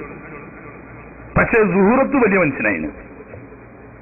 അപ്പൊ ഈ യുവതിയായിരിക്കുന്ന ഈ പെൺകുട്ടി ഒരു നല്ല തറവാടിയുമാണ്. അങ്ങനെ ഇവരെ ഖുബാത്ത് ഗോത്രത്തിൽപ്പെട്ട റബിയത്ത് എന്ന് പറയുന്ന ഒരു യുവാവ് പുനർവിവാഹം നടത്തി. അപ്പൊ നോക്കുമ്പോൾ കുട്ടി മുല കുടിക്കാം. സെയ്ദ് എന്ന് പറയുന്ന കുട്ടി മുല കുടിക്കുന്ന കാല. അപ്പൊ ഇയാള് ഖുബാത്തുകാരനല്ല, അയാൾ ഇവിടെ നിന്നല്ല, ദൂരെ ദിക്കിലാണ്. കല്യാണം കഴിഞ്ഞ് ഭാര്യയും കൊണ്ട് അദ്ദേഹം യാത്ര പോകുമ്പോ ഈ റബിയത്ത് മുല കുടിക്കുന്ന കുട്ടിയാവുന്ന സെയ്ദിനെയും കൂടെ കൊണ്ടുപോയി. സൂറത്ത് പിന്നെ വലുതായതുകൊണ്ട് മക്കത്ത് തന്നെ കൂടി. അങ്ങനെ ആ സൂറത്താണ് ആമിന ബീവിന്റെ ഉപ്പാപ്പമാരില് കിലാബിന്റെ മകൻ സൂറത്തിന്റെ മകൻ എന്ന് പറഞ്ഞിട്ട് ഇങ്ങനെ വരുന്നത്. അങ്ങനെ സെയ്ദ് എന്ന ചെറിയ കുട്ടിയല്ലേ, മുല കുടിക്കുന്ന കുട്ടിയാണ്. അങ്ങനെ കുബാത്തുകാരുടെ കൂട്ടത്തിൽ പോയി അവിടെ താമസിച്ച് വളർന്ന് വലുതായി. ഇത് കുട്ടിയായി വന്നപ്പോ അതിന് വേറെ വാപ്പാനൊന്നും കുട്ടിക്കറിയില്ല. കുട്ടി തന്റെ വാപ്പയായിട്ട് റബിയത്ത് തന്നെ, വേറെ ആരും മൂപ്പ അറിവിൽ അന്നില്ല. പക്ഷെ ഉമ്മാക്കറിയാം, വാപ്പാക്കും അറിയാം. പക്ഷെ കുട്ടി അങ്ങനെ വളർന്നു വന്നതുകൊണ്ട് പിന്നെ ഇതിൽ 2 ആൺകുട്ടികളും 2 പെൺകുട്ടികളും ഈ റബിയത്തിൽ ജനിക്കുകയും ചെയ്തു. അങ്ങനെ അവിടെ ജീവിക്കുമ്പോ കുട്ടി ക്രമേണ വളർന്ന് വലുതായി വന്നു. സ്വാഭാവികമായും ഖുറൈശികളുടെ പ്രത്യേകതയും വിശിഷ്യ തിരുനബി സല്ലല്ലാഹു അലൈഹി വസല്ലം തങ്ങളുടെ നൂറാനിയത്തും ഉൾക്കൊള്ളുന്നതാണ് ഈ സെയ്ദ്. അപ്പൊ ഈ സെയ്ദ് നാടും കുടുംബവും വിട്ട് ഒറ്റപ്പെട്ട ദൂരദിക്കു താമസിച്ചത് കൊണ്ടാണ് ഖുസൈ എന്ന് പേര് പറഞ്ഞത്. കുടുംബത്തിൽ നിന്നിട്ട് ദൂരത്തായി ഒറ്റപ്പെട്ട ആള് എന്നുള്ള അർത്ഥത്തിനായി ഖുസൈ എന്ന് പറയുന്നത്. ആ ആളെ പേരല്ല, ആളെ പേര് എന്താ പഠിച്ചത്? സെയ്ദ്. നല്ല 1 നമ്പർ സെയ്ദ് എന്നാ പേര്. അങ്ങനെ ഈ നാട്ടിൽ വളർന്നു വന്ന് യുവാവായി ആരാലും ശ്രദ്ധിക്കപ്പെടുന്ന സുന്ദരനായ യോഗ്യനായ യുവായി വളർന്നു. അങ്ങനെ അവിടെ ആരോട് എന്ത് കാര്യത്തിൽ ഇടപെടുകയാണെങ്കിലും അതിലൊക്കെ 1ാം സ്ഥാനം ഈ കുട്ടിക്കുണ്ടാകുക. സ്വാഭാവികമായും അവിടത്തുകാരുമായിട്ട് ചിലപ്പോ അസ്വാരസ്യങ്ങളുണ്ടായി, സമപ്രായക്കാരായ കുട്ടികളുമായിട്ട്. അങ്ങനെ അസ്വാരസ്യം ഉണ്ടായ സമയത്ത് കൂട്ടുകാരിൽപ്പെട്ട 1-2 ആളുകൾ പറഞ്ഞു, എവിടുന്നോ കടന്നു വന്നു, എനിക്കെന്തടാ അവിടെ. അങ്ങനെ ഉണ്ട്, തോറ്റോൽക്കുണ്ട് അങ്ങനെ ഏർപ്പാട്. തോറ്റലോക്കാ. അപ്പൊ എന്താ അങ്ങനെ പറഞ്ഞ്? അപ്പൊ അങ്ങനെ ചരിത്രമൊന്നും ആരും നേരത്തെ പഠിപ്പിച്ചു കൊടുത്തിട്ടില്ല. എന്താ അവരങ്ങനെ പറഞ്ഞത്? നേരെ വന്ന് ഉമ്മാന്റെ അടുത്ത് വന്നു, ഇങ്ങനെ പറഞ്ഞല്ലോ, ഞാൻ ഒറ്റപ്പെട്ട ആളാണ്, ഞാൻ ഈ നാട്ടുകാരനല്ലാന്ന്. ഇങ്ങനെ ആളെന്താ പറയാൻ കാരണം? അപ്പൊ പറഞ്ഞു, മോനെ നീ ഒന്നുകൊണ്ടും ബേജാറാണ്ട, ഈ നാട്ടുകാരോ ഈ നാട്ടിലോ നിന്റെ നാട് പോലെയോ നിന്റെ നാട്ടുകാരെ പോലെയോ ഒന്നും പ്രശസ്തരും യോഗ്യരും ഒന്നും അല്ല. നീ ബത്ഹായിലെ നേതാവായിരുന്ന കിലാബിന്റെ മകനാ. നിന്റെ നാട് ഹറമാണ്. അവിടുത്തെ ഏറ്റവും ഉയർന്ന ഖുറൈശി ഗോത്രക്കാരാണ് നിങ്ങൾ. ഇവരുടെ ഖുറൈശി ഗോത്രത്തിന്റെ 7 അയലത്തെത്തും നാട്ടുകാര്. അപ്പൊ പറഞ്ഞാ അപ്പൊ പോകുമോ? കത്തുകാരൻ പറഞ്ഞു, മോനെ അങ്ങനെ പോകാൻ പാടില്ല. കാരണം അന്നത്തെ കാലം അതാണ്. അന്നത്തെ കാലം മുഹറമായ മാസത്തിലല്ലാതെ ഏത് സമയത്തും കൊള്ള ചെയ്യപ്പെടാൻ പിടിച്ചു കൊണ്ടുപോയിട്ട് അടിമയാക്കും. പ്രത്യേകിച്ച് ചെറുപ്പക്കാരെയൊക്കെ കിട്ടിയ അങ്ങനെ ബലമായിട്ട് പിടിച്ച് കയ്യും കാലും കെട്ടിക്കൊണ്ടുപോയിട്ട് ചന്തയെ കൊണ്ടുപോയിട്ട് അടിമയിട്ട് വെക്കും. അവൻ പറഞ്ഞു, ഇപ്പൊ പോകാൻ പറ്റൂല, സുരക്ഷിതല്ല, വളരെ ദൂരം യാത്ര ചെയ്യേണ്ടതുണ്ട്, നീ ശ്രമിച്ചെന്നോ. മറ്റേ ശവ്വാല് പറഞ്ഞു കഴിഞ്ഞ് ശവ്വാല് ലാസ്റ്റായാൽ ദുൽഖഅദ മാസമായാൽ ഹറമായി ഈ നാട്ടുകാർ ഹജ്ജിന് പോവും. ഹജ്ജിന് പോകുന്ന കൂട്ടത്തിൽ നിനക്ക് നാട്ടിൽ പോകാം. ആ കൂട്ടത്തിൽ പോയി നിനക്ക് നിന്റെ നാട്ടിലെത്തിയാൽ അതുവരെ ഇവരോട് നീ അക്കാര്യം പറയണ്ട. നിന്റെ നാട്ടിലെത്തിയാൽ നിനക്ക് നിന്റെ കുടുംബക്കാരെ ബന്ധപ്പെടാം, അവര് നിന്നെ സ്വീകരിക്കും. അങ്ങനെ ഉമ്മയുടെ നിർദ്ദേശപ്രകാരം സെയ്ദ് എന്ന് പറയുന്ന ഖുസൈ തൽക്കാലം ക്ഷമിച്ചു നിൽക്കുകയും ദുൽഖഅദ മാസം പറഞ്ഞപ്പോൾ ആ പ്രദേശത്തുകാർ ഹജ്ജിന് പോകുന്ന കൂട്ടത്തിൽ ആ സംഘത്തിൽ ഒരംഗമായി ഹാജി എന്ന നിലക്ക് അവരും അറിയുന്ന കുട്ടി ഇങ്ങനെ പോവുകയാണെന്ന് അവരെ കൂടി അറിയിക്കാൻ സ്വകാര്യമാക്കിയ ഉമ്മാന്റെ നിർദ്ദേശപ്രകാരം അങ്ങനെ മക്കയിൽ വന്നു. മക്കത്തെത്തി, അവിടെ എത്തി ബന്ധപ്പെട്ട് കുടുംബങ്ങളൊക്കെ ആയിട്ട് ബന്ധപ്പെട്ട് ആളുകൾക്കൊക്കെ അറിയാം ഉന്നതനായ യോഗ്യനായ മഹാനായ ഖുസൈന്റെ കിലാബിന്റെ മകനാണ്, ഇങ്ങനൊരു മകനുണ്ട്, അവർക്കൊക്കെ അറിയാം ചരിത്രം. ബന്ധപ്പെട്ടപ്പോൾ എല്ലാവരും മാന്യമായി സ്വീകരിച്ചു. പക്ഷെ സാമ്പത്തികമായ ശേഷിയൊന്നും അപ്പോ ഇല്ല. അങ്ങനെ മക്കയിൽ താമസം തുടങ്ങി. അതിന്റെ ഇടയ്ക്ക് വിദേശത്ത് നിന്ന് ചരക്കുകൾ ഇറക്കുമതി ചെയ്ത് അവിടൊക്കെയാണല്ലോ സാധാരണ ചെയ്യുന്നത്. അങ്ങനെ ഒരു വയസ്സായ ഒരാൾ ഒരു ധാരാളം ചരക്കുകളുമായിട്ട് മക്കയിൽ വന്നിരുന്നു. അയാൾക്ക് അനന്തരാവകാശികൾ ആരുമില്ല. ഈ ചെറുപ്പക്കാരനായ ഖുസൈ എന്നുള്ള പേരിലാണ് അന്ന് അറിയപ്പെടുക. കാരണം ദൂരദിക്കിൽ വളർന്നു വന്നതുകൊണ്ട് ഖുസൈ എന്നുള്ള പേരിൽ അറിയപ്പെട്ടു. ഈ കുട്ടിയെ അയാൾക്ക് വല്ലാതെ ബോധിച്ചു, ഇഷ്ടപ്പെട്ടു. തന്റെ കൂടെ വ്യാപാരത്തിന് സഹായിക്കാൻ കൂട്ടി വൃദ്ധനായ അവസാനം വ്യാപാരം നടന്നുകൊണ്ടിരിക്കുന്നതിന്റെ ഇടയിൽ ഇയാൾ രോഗബാധിതനായി. ഈ വൃദ്ധൻ തനിക്കാരും അനന്തരാവകാശികളായില്ല, വലിയ സംഖ്യയുടെ ഒരു സമ്പത്തിന്റെ ഉടമയായ താൻ മനസ്സിലാക്കി വിശ്വസ്തനും യോഗ്യനുമായി കുട്ടിക്കിരിക്കട്ടെ എന്റെ സ്വത്ത്. അങ്ങനെ വസിയത്ത് എഴുതി, ഞാൻ മരണപ്പെട്ടാൽ എന്റെ ഈ വ്യാപാരവും സമ്പത്തും മുഴുവനും ഈ കുട്ടിക്കായിരിക്കും. അങ്ങനെ അയാൾ ഏതാനും ദിവസങ്ങൾക്കകം മരണപ്പെടുകയും ചെയ്തു. മരണപ്പെട്ടപ്പം ഒരു കുടുംബം ബന്ധമൊന്നുമില്ല, വെറും വിശ്വസ്തന്റെ പേരിൽ വ്യക്തിത്വം കണ്ട് മനസ്സിലാക്കി വിശ്വാസത്തിന്റെ പേരിൽ കച്ചവടത്തിലെ സഹായിയായി കൂട്ടിയ ഈ കുട്ടിക്കായി ഈ സ്വത്തിന്റെ മുഴുവനും അവകാശം. അങ്ങനെ വലിയ പണക്കാരനായി കുറഞ്ഞ കാലം കൊണ്ട്. പക്ഷെ എന്നാലും തന്റെ പിതൃവ്യന്മാർ തനിക്ക് അവകാശപ്പെട്ട സമ്പത്ത്, കിലാബിൽ നിന്നിട്ടും തനിക്ക് ലഭിക്കേണ്ടിയിരുന്ന സമ്പത്ത് നൽകാതെ സ്വന്തം പിതൃവ്യന്മാർ അത് കയ്യേറുകയും അത് മോചിപ്പിച്ചെടുക്കാൻ വേണ്ടി നേരിട്ട് പിതൃവ്യനെ സമീപിച്ച് ആവശ്യപ്പെട്ടപ്പോൾ അവരുള്ളത് അംഗീകരിച്ചില്ലെന്ന് മാത്രമല്ല, പലരോടും ആവശ്യപ്പെട്ടെങ്കിലും ആരും കാര്യമായി അദ്ദേഹത്തെ സഹായിക്കാൻ തയ്യാറായില്ല. ഈ സമയത്ത് അദ്ദേഹം ഒരു കത്തെഴുതി ഉമ്മാന്റെ നാട്ടിക്ക്, ഉമ്മ ഇപ്പോൾ ജീവിച്ചിരിക്കുന്ന ഉമ്മയിൽ മറ്റേ വാപ്പ റബിയത്തിന് ജനിച്ച യോഗ്യന്മാരായ 2 മക്കളുണ്ട്, അവർക്കൊരു കത്ത്, അതുപോലെ തന്നെ ആ നാട്ടിലെ ഇവരുടെ കുടുംബങ്ങൾക്കും. ഞാനിങ്ങനെ സ്വന്തം നാട്ടിൽ സ്വന്തം കുടുംബത്തിൽ ഒറ്റപ്പെട്ട അവസ്ഥയാണ്. എനിക്ക് തികച്ചും അവകാശപ്പെട്ട എന്റെ വാപ്പയുടെ അനന്തര സ്വത്ത്, എന്റെ വീടും സമ്പത്തും ഉൾക്കൊള്ളുന്ന എന്റെ അവകാശം എന്റെ പിതൃവ്യൻ അക്രമമായിട്ട് എനിക്ക് തരാതിരിക്കുകയും എന്നെ സഹായിച്ച് എന്റെ അവകാശം വാങ്ങിത്തരണമെന്ന് പറയുമ്പോൾ ഈ നാട്ടിൽ യോഗ്യതരായ ആളുകൾ അതിൽ വിമുഖത കാണിക്കുകയും ചെയ്തതുകൊണ്ട് രക്തബന്ധം വെച്ച് എന്റെ ഉമ്മാന്റെ മക്കളാവുന്ന നിങ്ങളോടും നിങ്ങൾക്ക് പറഞ്ഞാൽ സ്വീകരിക്കുന്ന ആളുകളോടും കൂടി നിങ്ങൾ വന്ന് എന്നെ സഹായിക്കണം.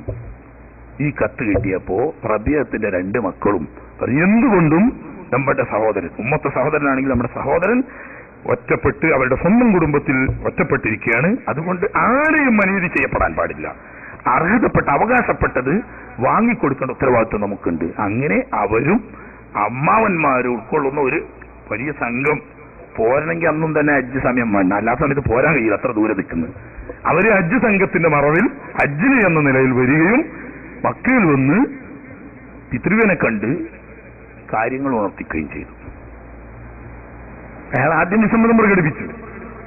അങ്ങനെ ഒരു വമ്പിച്ച സംഘട്ടനത്തിന്റെ വസ്തുത്ത് എത്തുമെന്നും വിശുദ്ധ ഹറമിൽ വെച്ചൊരു പോരാട്ടം നടക്കുമെന്നും കണ്ടപ്പോൾ അന്ന് ഈ മക്കയിലെ പരിസരത്തുള്ള ഖുറൈശികൾക്ക് സംഘടിത സ്വഭാവം തീരെയില്ല. പിന്നെ ആശിമുഖൊക്കെ ഉണ്ടാക്കിയത് ഈ കുസൈ ഉണ്ടാക്കി തീർത്തതാണ്. കുസൈയാണ് ഇതിന്റെ ശരിക്ക് ഹെഡ്. ഖുറൈശികളെ കോർത്തിണക്കി ഒന്നാക്കുക എന്ന് പറയുന്ന ഏർപ്പാട് നടത്തിയത് യഥാർത്ഥത്തിൽ ഖുറൈശിയ. അന്നൊക്കെ ഒറ്റപ്പെട്ട് ഓരോരുത്തരും അവനാന്റെ കാര്യം നോക്കി നടക്കുന്ന കാലം. അങ്ങനെ ഹറമിൽ വലിയൊരു രക്തച്ചൊരിച്ചിൽ നടക്കും, ഇവരുടെ മുന്നിൽ രക്ഷപ്പെടില്ല എന്ന് കണ്ടപ്പോൾ പിതൃവ്യൻ ഒതുങ്ങുകയും കുസൈന് അവകാശപ്പെട്ട സ്വത്ത് അയാൾ വിട്ടുകൊടുക്കുകയും ചെയ്തു. അതിന്റെ ശേഷം അപ്പൊ കുസൈ ആദ്യം കച്ചവടത്തിലൂടെ വെറുതെ കിട്ടിയ വലിയൊരു സംഖ്യ ഉണ്ട്, പിന്നെ തന്റെ അവകാശപ്പെട്ട സ്വത്തും പാർപ്പിടവും കൊല്ലം പിതൃവ്യനിൽ നിന്നിട്ടും തിരിച്ചു കിട്ടി വന്ന ഈ സമയത്ത്, അല്ലെങ്കിൽ തന്നെ വ്യക്തിത്വം കൊണ്ട് എല്ലാവരും ആദരിക്കപ്പെട്ടിരുന്ന മഹാനുമാണ്. അദ്ദേഹം മനസ്സിലാക്കി ഈ നില പോയാൽ പറ്റില്ല, ഈ പ്രശ്നത്തിന്റെ പരിഹാരം ഉണ്ടാക്കണം. എന്താ പ്രശ്നം അറിയോ? പരിശുദ്ധമായ കഅബ ശരീഫും മക്കയിലെ ഹറമും യഥാർത്ഥത്തിൽ ഇസ്മായിൽ നബി അലൈഹി ഇസ്ലാമിന്റെ സന്താന പരമ്പരകളുടെ അവരുടെ അവകാശമാണ്. വെള്ളത്തിന്റെ വരെ അവകാശം ഉമ്മാമ കൊടുത്തിട്ടില്ലല്ലോ. ജുർഹുമാര് വന്ന് താമസിക്കാൻ സമ്മതം ചോദിച്ചപ്പം അത് നമ്മൾ പറഞ്ഞു, താമസിക്കാൻ സമ്മതം ചോദിച്ചപ്പോൾ നിങ്ങൾ താമസിച്ചോളൂ, പക്ഷെ വെള്ളത്തിൽ നിങ്ങൾക്ക് അവകാശം ഉണ്ടാവില്ല, കുടിക്കാൻ പറ്റൂല എന്നല്ല പറഞ്ഞത്, ഇതിൽ അവകാശം ഉണ്ടാവില്ല. അത്രയും അവകാശമില്ല. ശരിക്കും ഇസ്മായിൽ നബി അലൈഹി ഇസ്ലാമിന്റെ സന്താന പരമ്പരകൾക്കാണ് മക്കത്തിന്റെ അവകാശം. പക്ഷെ അവകാശം അങ്ങനെയാണെങ്കിലും പൂർവ്വകാലം മുതൽക്ക് ജുർഹും ഗോത്രക്കാരായിരുന്നു ഭരണം കൈയാളിയിരുന്നത്. ഇതിന്റെ കാരണം എന്താന്ന് വെച്ചാൽ ഇസ്മായിൽ നബി അലൈഹി ഇസ്ലാമിന്റെ മക്കൾ യോഗ്യരായിട്ടുണ്ട്, ഇഷ്ടം പോലെ 12 മക്കളുണ്ട് ഇസ്മായിൽ നബിക്ക് തന്നെ. പിന്നെ അവരെ മക്കളുമായിട്ടുണ്ടെങ്കിൽ പോലും അമ്മാവന്മാരും പൂർവ്വകാലത്തെ അറബി ലോകത്ത് അറിയപ്പെട്ട രാജാക്കന്മാരുമാണ് ജുർഹുമാര്. അപ്പൊ ഇനി നമ്മുടെ സ്വന്തം അമ്മാവന്മാർ തന്നെയാണ്, അവർ പാരമ്പര്യമായിട്ട് രാജാക്കന്മാരാണ്, ഒരു മരിച്ചോട്ടെ എന്നുള്ള നിലയ്ക്ക് ഇവരും ഉണ്ടാകുന്നതാ. ആര്? ഇസ്മായിൽ നബി അലൈഹി ഇസ്ലാമിന്റെ സന്താനങ്ങളും ഉണ്ടാകുന്ന പുറമക്കാരല്ലോ അമ്മാവന്മാർ തന്നെയല്ലേ, പിന്നെ അവർ പാരമ്പര്യ ചക്രവർത്തിമാരുമാണ്. അങ്ങനെ നല്ല കുറെ കാലം കഴിഞ്ഞു പോന്നു. അവസാനം ഹറമിൽ അക്രമങ്ങളും അനീതികളും നടമാടുന്ന ഒരു സാഹചര്യം ഇടക്കാലത്ത് വന്നു. അത് അള്ളാഹു തആല ഒരിക്കലും ഹറമിൽ അനുവദിച്ചു കൊടുക്കില്ല. അക്രമവും അനീതിയും ഹറമിൽ എപ്പോഴുണ്ടോ വേറൊരു ടീമിനെ ഇറക്കിക്കൊണ്ട്, ചിലപ്പോൾ അതിൽ മോശക്കാരേക്കാറും, എന്നാലും വേറൊരു ടീമിനെ ഇറക്കിക്കൊണ്ട് ഇവരെ തകർക്കുക എന്നറിയും.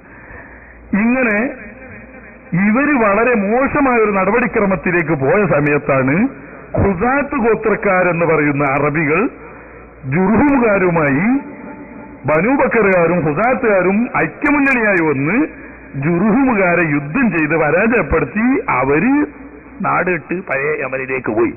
ജുർഹുമാര്. ഇസ്മായിൽ നബി അലൈഹി സ്വലാമിന്റെ സന്താന പരമ്പരയുടെ അമ്മാവന്മാര് അറിയുന്ന ജുർഹുമാര് ഉമ്മാന്റെ കൂടെ തന്നെ വന്ന് താമസാക്കിയ അവര് ഖുസാത്തുകാരും ബനൂ ബക്കറുകാരോട് സംഘടിതമായി ഐക്യമുന്നണിയായി വന്ന് ഇവരോട് യുദ്ധം ചെയ്ത് ഒരു പരാജയപ്പെട്ട് ഇത് നാടിട്ടു. ആ നാട് വിടുന്ന സമയത്താണ് മുമ്പ് നമ്മൾ പറഞ്ഞത് സംസം മൂടിപ്പോയത്. ഏതായാലും ഇവിടെ നിൽക്കാൻ കഴിയൂലെന്ന് കണ്ടപ്പോ എന്താക്കി, കഅബ ശരീഫിലെ നിക്ഷേപങ്ങളൊക്കെ കിണറ്റിൽ മൂടിയിട്ട് ഒരു കിണറിനെ അറിയാത്ത നിലക്കാക്കിയിട്ട് ഒരു നാട് വിട്ട്.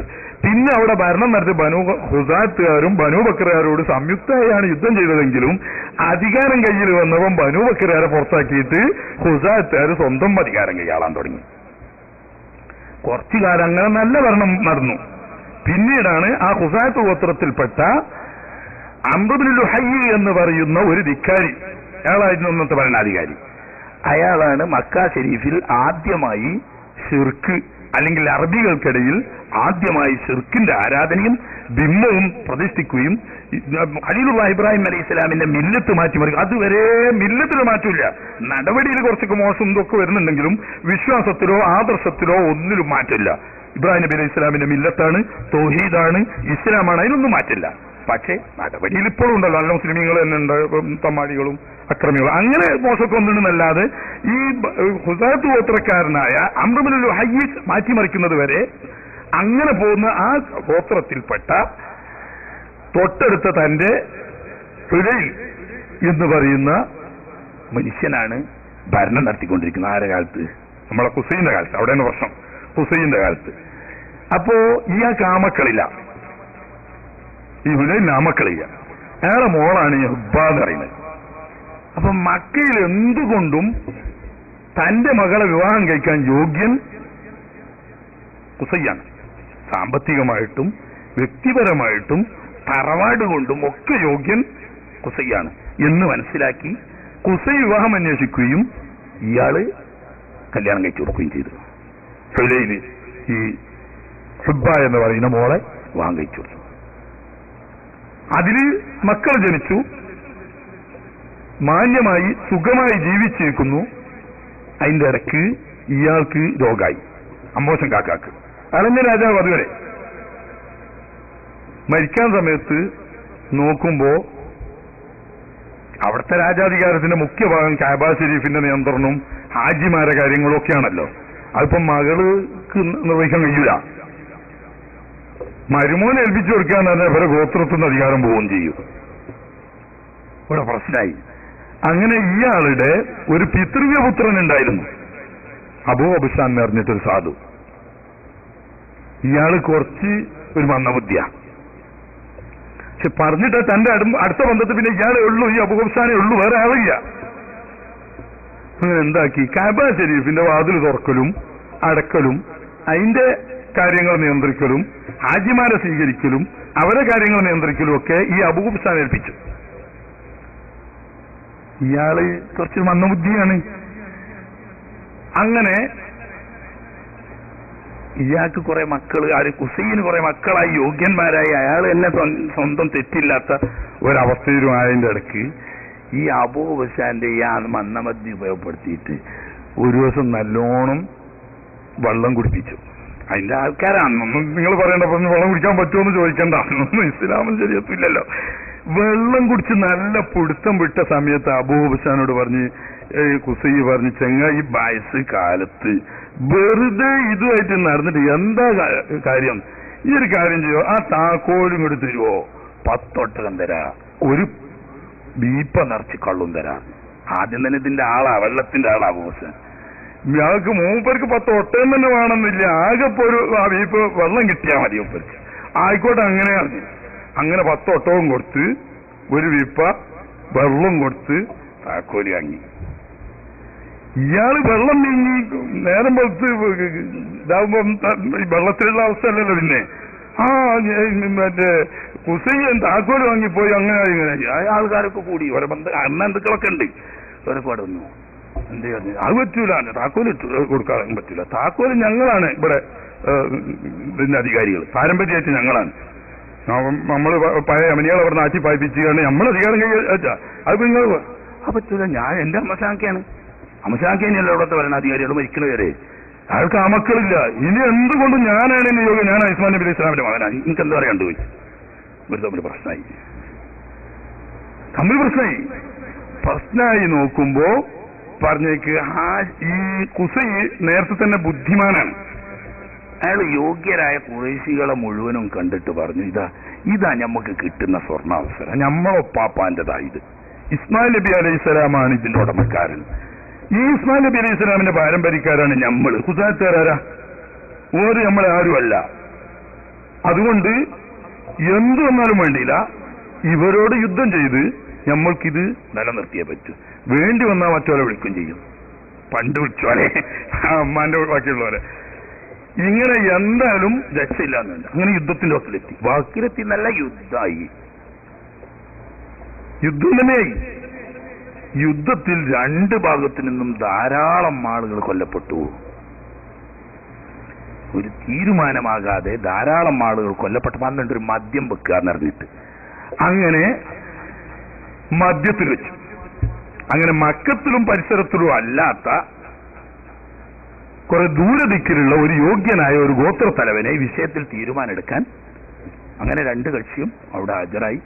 വിഷയങ്ങളൊക്കെ പറഞ്ഞപ്പം അയാൾ ഒരു ജാതി സേവക്കാരനാണ്. ഗോത്രത്തലവൻ എന്നതിന്റെ പുറമെ സേവക്കാരൻ. അയാൾ പറഞ്ഞു, ഇസ്മായിൽ നബി അലൈഹി സ്വലാമിന്റെ പാരമ്പര്യക്കാരനും മക്കത്തിന്റെ അവകാശക്കാരനും ഖുസൈയാണ്. അതുകൊണ്ട് മക്കത്തിന്റെയും കാബത്തിന്റെയും അവകാശം ഇസ്മായിൽ നബിന്റെ മക്കൾ പരമ്പരയിൽ ഖുസൈയിൽ വേണം. നിങ്ങൾ കൈമക്കും ഒരു അവകാശമില്ല. അവിടെ കൊണ്ട് നിർത്തുകയാണെങ്കിൽ തർക്കമില്ല. ഇതുവരെ നടന്ന യുദ്ധത്തിൽ നിങ്ങളെ ഗോത്രത്തിൽ ഹുസാത്തുകാരെയും സഖ്യകക്ഷിയിൽ നിന്നും കൊല്ലപ്പെട്ടവർ മുഴുവനും വെറുതെ അവർക്ക് നഷ്ടപരിഹാരമില്ലാതെ ഒഴിവാക്കപ്പെടുകയും ഇവരെ ഖുറൈശികളിൽ നിന്നും അവർ സഖ്യകക്ഷികളിൽ നിന്നും കൊല്ലപ്പെട്ട ഒരാൾക്ക് 10 ഒട്ടകം വീതം. അന്ന് 10 ഒട്ടകത്തിന്റെ കാല. പിന്നെ അബ്ദുൽ മുത്തലിബ് മറ്റേ മകനറക്കാൻ പറഞ്ഞപ്പോഴാണ് 100 ഒരാൾക്ക് 10 ഒട്ടകം വീതം നഷ്ടപരിഹാരം കൊടുക്കും വേണമെന്ന്. അങ്ങനെ ഇവർ കൊല്ലപ്പെട്ടവരൊക്കെ പോയും ചെയ്ത് മറ്റൊരു കൊല്ലപ്പെട്ടതിന് നഷ്ടപരിഹാരം